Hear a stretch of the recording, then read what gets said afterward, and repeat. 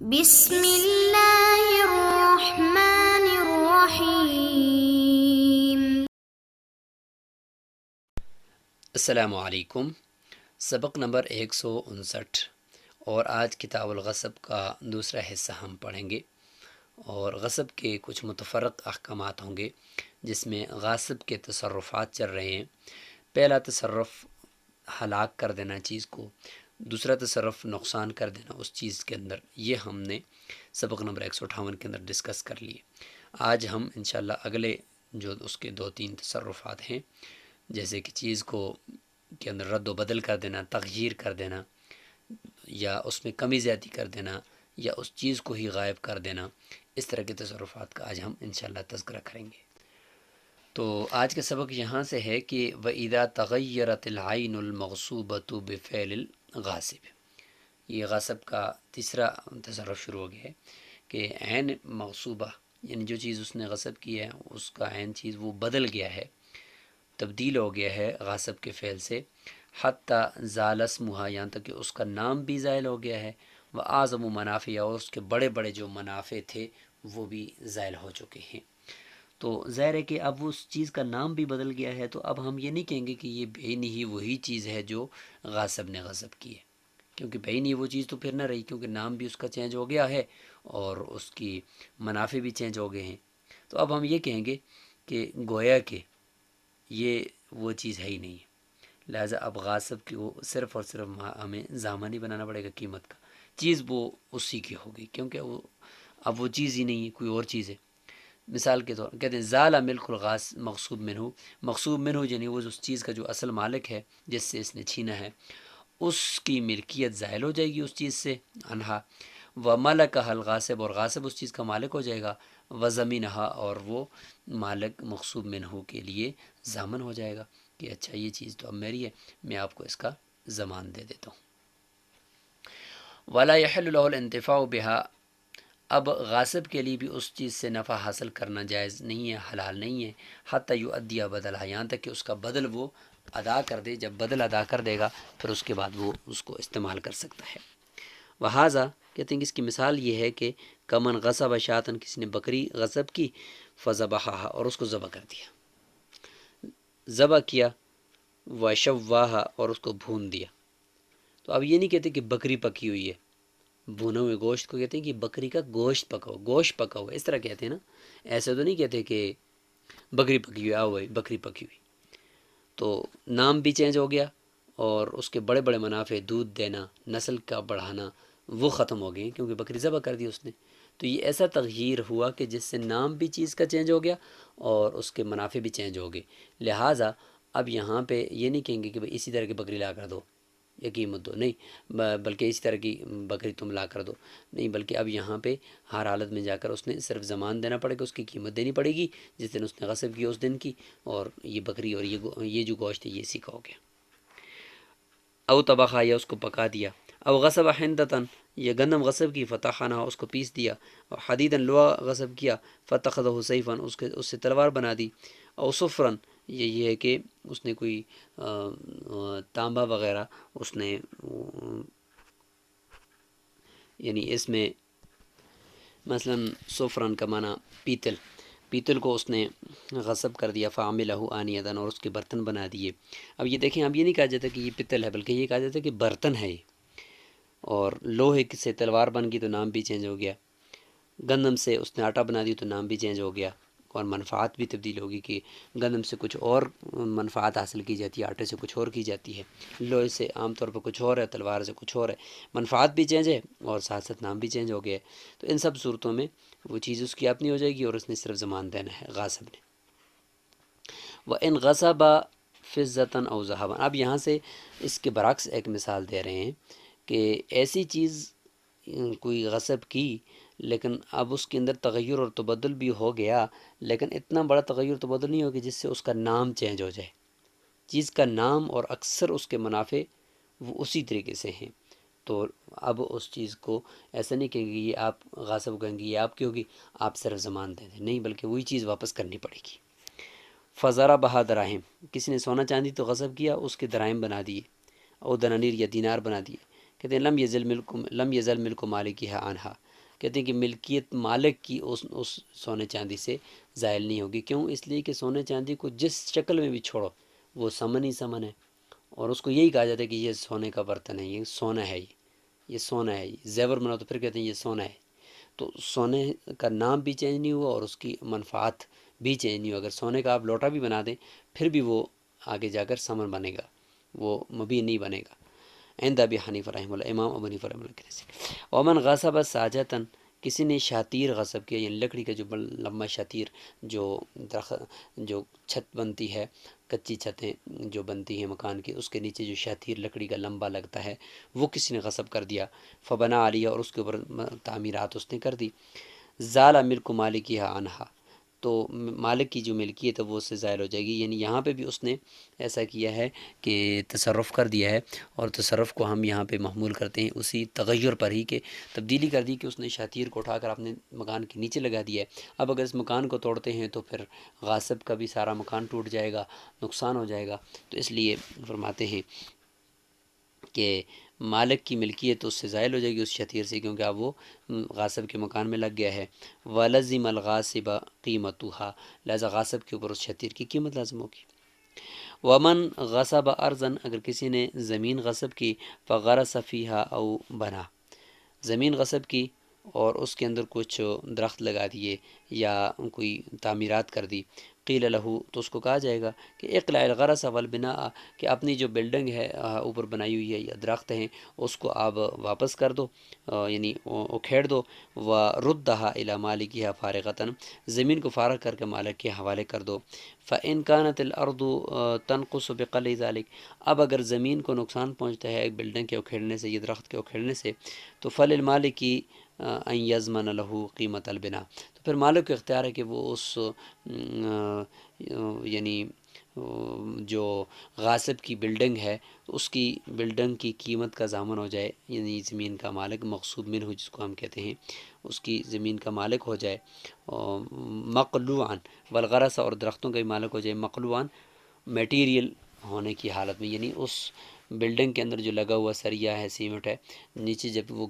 اگر وہ گر جائے تو اس میٹیریل کا جتنا خرچہ ہوتا ہے بس وہ دے دے، پوری بلڈنگ کی جو قیمت ہے وہ نہیں دے گا، کیونکہ اس لیے کہ غاصب نے کون سی نیکی کی ہے، غاصب نے تو دوسرے کی چیز پہ چھیننے کے بعد اس میں بنایا ہے، اس لیے اس کو جو قیمت ملے گی اس بلڈنگ کی، اس درخت کی، وہ اکھڑے ہوئے ہونے کی حالت میں جو قیمت ہونی چاہیے میٹیریل کی وہی ملے گی۔ ومن غصب ثوبا، اگر کسی نے کپڑا غصب کیا، فصبغہ احمر، اس کو سرخ کلر دے دیا، او سویقاً، یا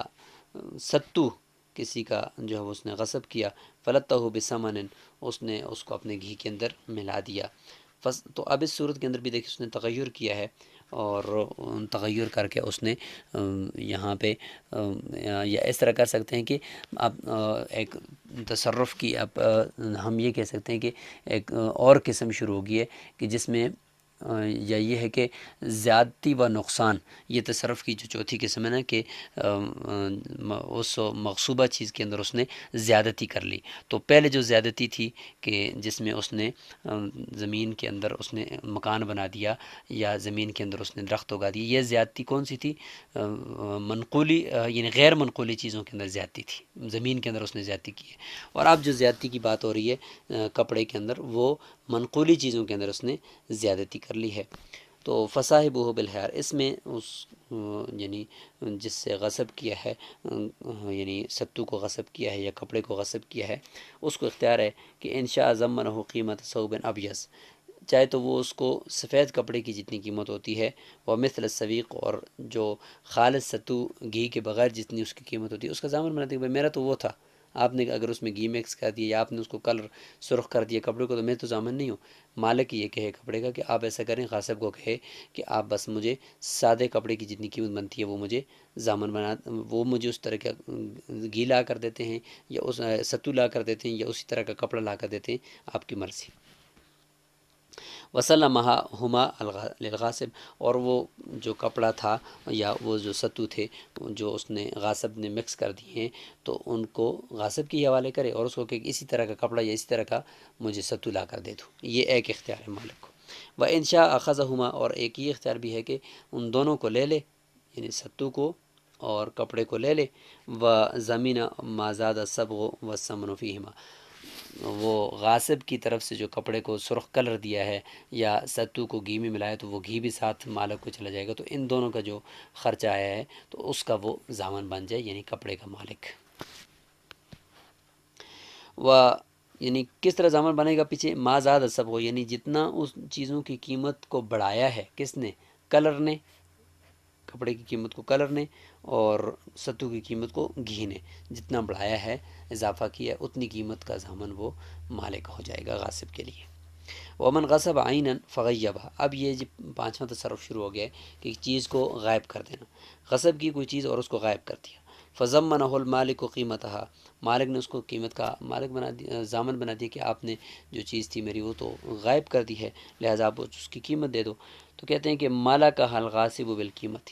غاصب قیمت ادا کرتے ہی اس کا مالک ہو گیا، کیونکہ اب اس نے اس کی قیمت ادا کر دیا، اب تو معاوضہ والی بات آ گئی، جو اچھا چیز تو ابھی موجود نہیں ہے، وہ تو گم ہو گئی ہے، لہٰذا جب آئے گی تو وہ غاصب کی ہوگی، مالک کی نہیں ہوگی۔ اچھا قیمت اس کی کتنی لگائیں، تو ظاہر ہے غاصب کم قیمت بتائے گا اور جو مالک ہے وہ زیادہ قیمت کا دعویٰ کرے گا، تو قول جو ہے وہ منکر کا معتبر ہوتا ہے، لہٰذا غاصب کا قول قسم کے ساتھ معتبر ہو جائے گا کہ اس کی اتنی قیمت تھی۔ البتہ اگر بینہ موجود ہے مغصوب منہ یعنی مالک کے پاس، تو پھر اس کے بینہ پہ فیصلہ ہو جائے گا۔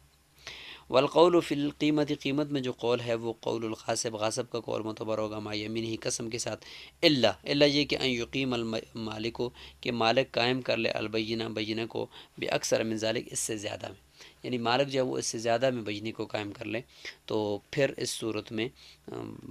مالک کا قول معتبر ہوگا۔ فَإِذَا ظَهَرَتِ الْعَيْنُ وَقِيمَتُهَا أَكْثَرُ مِمَّا زَمِنَ، بس جب وہ عین چیز پھر بعد میں ظاہر ہو جائے، یعنی جس کو اس نے غائب کیا تھا، اور اس کی جو قیمت دیکھی گئی تو وہ قیمت غاصب کے زمان سے زیادہ تھی، مطلب اگر وہ چیز 1500 کی ہے اور غاصب نے جو غائب ہونے کی حالت میں، اس چیز کے غائب ہونے کی حالت میں جو اس کا زمان دیا ہے وہ صرف 1000 روپے دیا، اور غاصب کے قول کے مطابق فیصلہ ہوا ہے، اور غاصب بھی راضی تھا اور مالک بھی راضی تھا، دونوں کی رضامندی سے فیصلہ ہوا ہے، اور چیز کی جو قیمت ہے وہ اب تو زیادہ ہے، لیکن اس وقت جو 1000 روپیہ دیا تھا غاصب نے تو وہ مالک کی رضامندی سے دیا تھا، تو اس صورت میں پھر مالک واپس کچھ بھی غاصب سے نہیں لے سکتا، اور اگر مالک کی رضامندی سے نہیں لیا تھا، زبردستی لیا تھا، تو پھر اس میں دیکھتے ہیں، یعنی مالک کو زبردستی اس نے دیا تھا تو پھر اس کے اندر تھوڑا سا فرق ہوگا۔ دیکھ لیں کہ قیمت جو عین چیز جب ملی تو اس کی جو قیمت تھی وہ زیادہ تھی اس سے جتنے کا غاصب ضامن ہوا تھا، یعنی غاصب نے جو زمان دیا ہے وہ 1000 کا دیا ہے اور چیز کی قیمت 1500 ہے۔ اب کیا کریں، تو اب کیا دیکھتے ہیں کہ دو صورتیں ہوں گی۔ پہلی صورت یہ ہے کہ غاصب اور مالک دونوں راضی تھے، ان کی مثالیں کہ وقت زمینہا، کہ غاصب اس قیمت کا ضامن ہوا تھا، بقول المالک، مالک کے قول کے مطابق، یعنی مالک نے کہا تھا کہ اتنے پیسے، تو اس وقت 1000 روپیہ ہی مالک نے کہا تھا، تو غاصب نے بھی 1000 روپے دے دیا، تو دونوں کی رضامندی ہے۔ او ببینۃ اقامہا، یا یہ ہے کہ مالک نے بینہ قائم کیا اور وہ اس بینہ کے مطابق فیصلہ ہوا ہے، تو گویا کہ مالک راضی تھا 1000 پر۔ او بنقول الغاصب عن الیمین، یا یہ ہے کہ غاصب کو کہا کہ تم قسم کھاؤ اور اس نے قسم سے انکار کر دیا، نقول کر دیا، تو پھر بھی اس کے خلاف اور مالک کے حق میں فیصلہ ہوا اور 1000 روپے دے دیا گیا۔ تو یہ جو 3 صورتیں ہیں، ان صورتوں میں بتانا یہ مقصود ہے کہ غاصب جو ہے وہ اور مالک دونوں اس 1000 روپے کے دینے لینے پر راضی تھے، لہٰذا جب راضی تھے تو فلا خیار للمالکی، لہٰذا مالک کے لیے کسی قسم کا کوئی اختیار نہیں کہ وہ یہ کہے کہ اچھا یہ چیز تو 1500 کی تھی، آپ نے تو مجھے 1000 روپے دی ہے، لہٰذا مجھے 500 روپے اور دو، ایسے نہیں کہہ سکتا۔ وہو للغاصب، وہ چیز جو ہے وہ ساری کی ساری غاصب کی ہوگی۔ اور اگر اس کے برعکس ایسا ہوا کہ وَإِنْ كَانَ زَمِينَهَا بِقَوْلِ الْغَاصِب، یعنی غاصب جو ہے وہ جو ضامن ہوا تھا اس کا غاصب کے قول کے مطابق، یعنی اپنے قول کے ہی مطابق، ما یمین ہی قسم کے ساتھ، جب قسم کے ساتھ فیصلہ ہوا تو ظاہر ہے کہ اس وقت سب کو پتہ ہے کہ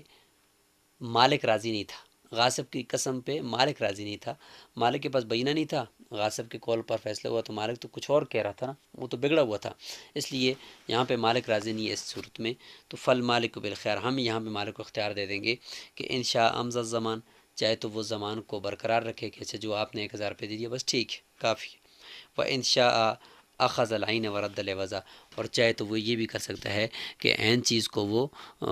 واپس کر دے، اور عوض کو یعنی عین چیز کو وہ لے لے کہ بھئی یہ جو آپ کے پاس عین چیز ابھی ملی ہے نا یہ مجھے واپس کر دو، آپ نے جو مجھے 1000 روپیہ عوض دیا تھا نا وہ آپ واپس لے لو، ایسا بھی کر سکتا ہے مالک، تو مالک کو یہاں پہ ہم اختیار دے دیں گے۔ یہاں تک یہ بات غاصب کے جو تصرفات تھے وہ ان کے ساتھ ہی یہ مکمل ہو چکی ہے۔ اب آگے بات ہے جی کہ مغصوبہ چیز جس کو غصب کیا ہے اس کی بڑھوتری، اس میں اضافہ ہو گیا ہے، وہ اضافہ کدھر جائے گا؟ کہتے ہیں کہ وولد المغصوبتی، مغصوبہ اگر بکری ہے یا کچھ اور چیز ہے اس کا بچہ، ونماؤ اور اس کی بڑھوتری، وثمن البستان المغصوب، غصب کر دیا تھا باغ کو، امام محمد رحمۃ اللہ کے نزدیک جو غصب ہو گیا اس کا، وہ باغ اس کے جو پھل ہیں،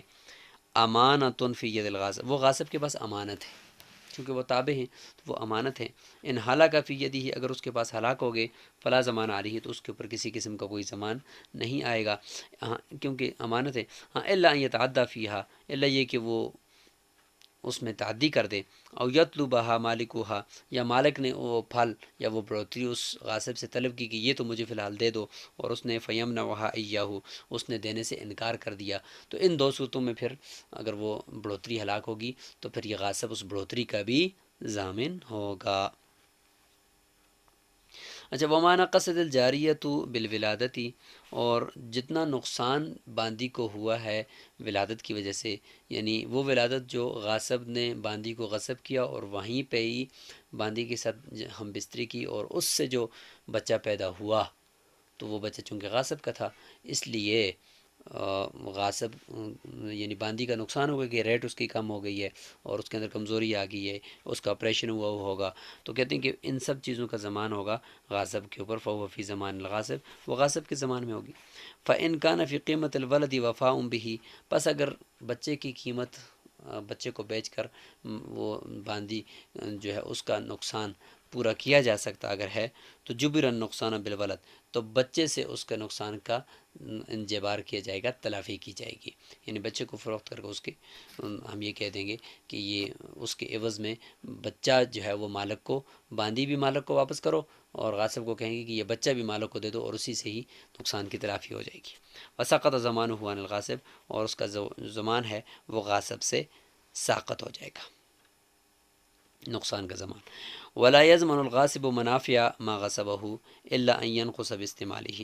غاصب جو ہوتا ہے یہاں پہ اس کے منافع، یعنی جو چیز اس نے مغصوبہ چیز، مثال کے طور پر گاڑی غصب کی تھی تو گاڑی اتنے دنوں تک نہیں چلی، اگر چلتی تو اس کا کرایہ ملتا، تو اتنے دنوں تک نہیں چلی تو کیا اتنے دنوں کا یہ کرایہ غاصب دے گا، یعنی مزدوری غاصب دے گا؟ کہتے ہیں کہ نہیں، وہ تو جو منافع ہوتے ہیں وہ ایک یعنی غیر مرئی چیزیں، یعنی دکھائی دینے والی چیز تو نہیں ہے نا، وہ تو ایک سوچ ہے، کوئی استعمال کرتا ہے تو وہ وجود میں آتے، نہیں کرتے تو نہیں آتے، تو لہٰذا غاصب نے ٹھیک ہے چند دن تک اس نے غصب کیے رکھا، لیکن کوئی چیز سامنے ہے نہیں ہے کہ جس کو اس نے کوئی نقصان پہنچایا، تو اس لیے وہ ضامن نہیں ہوگا۔ ہاں الا ان ينقص باستعمال، اللہ یہ کہ اگر خود اس نے اس کو استعمال کرنا شروع کر دیا تھا، گاڑی غصب کی اور خود اس کو چلانے لگ گیا ہے اور اس کی وجہ سے گاڑی کا کوئی نقصان ہوا ہے، تو اس نقصان کا پھر وہ ہر حال میں ضامن ضرور ہوگا۔ وَيَغْرُمَ النقصان، پھر اس نقصان کا وہ ضامن ہوگا۔ وَإِنِ اسْتَهْلَكَ الْمُسْلِمُ خَمْرَ الذِّمِّ أَوْ خِنْزِيرِهِ، یا یہ کہ خنزیرہ، اگر کسی نے مسلمان نے ذمی کی شراب کو انڈھیل دیا، ضائع کر دیا، یا خنزیر کو مار دیا، تو ظاہر ہے کہ جو ذمی ہیں دارالاسلام میں اقلیتوں کے طور پر وہ رہ رہے ہیں، تو ان کے حقوق کا خیال ریاست کی ذمہ داری ہے، لہٰذا اگر وہ شراب پیتے ہیں تو ان کے ہاں جائز ہے، اگر خنزیر کھاتے ہیں ان کے ہاں حلال ہے، ان کو کھانے دو، ان کے خنزیروں کو آپ اگر مارو گے تو آپ نے گویا کہ ان کے حقوق کا خیال نہیں رکھا، لہٰذا آپ ضامن ہوں گے۔ زمین قیمت، لہٰذا وہ شراب کی بھی اور خنزیر کی بھی قیمت کا مسلمان مالک ضامن ہوگا۔ وَإِنِ اسْتَهْلَكَهَا الْمُسْلِمُ لِلْمُسْلِمِينَ، اگر وہ شراب مسلمان کی تھی یا خنزیر کسی مسلمان نے پالا ہوا ہے اور دوسرے مسلمان نے آ کر اس کو ہلاک کر دیا، لم یزمن، تو یہ دوسرا مسلمان ضامن نہیں ہوگا، کیونکہ ان کو ویسے بھی ہلاک ہی کرنا تھا، ضائع ہی کرنا تھا کہ ایک مسلمان شراب پی رہے، یا ایک مسلمان جو ہے وہ خنزیر کو رکھ رہا ہے، لہٰذا اس صورت کے اندر وہ زمان مارنے والے کے اوپر نہیں آئے گا۔ تو اسی کے ساتھ ہماری کتاب الغصب بھی آج الحمدللہ مکمل ہو چکی ہے۔ آپ نے غصب کا جو مفہوم ہے اس کو اچھی طریقے سے ذہن میں رکھنا ہے۔ السلام علیکم ورحمۃ اللہ وبرکاتہ۔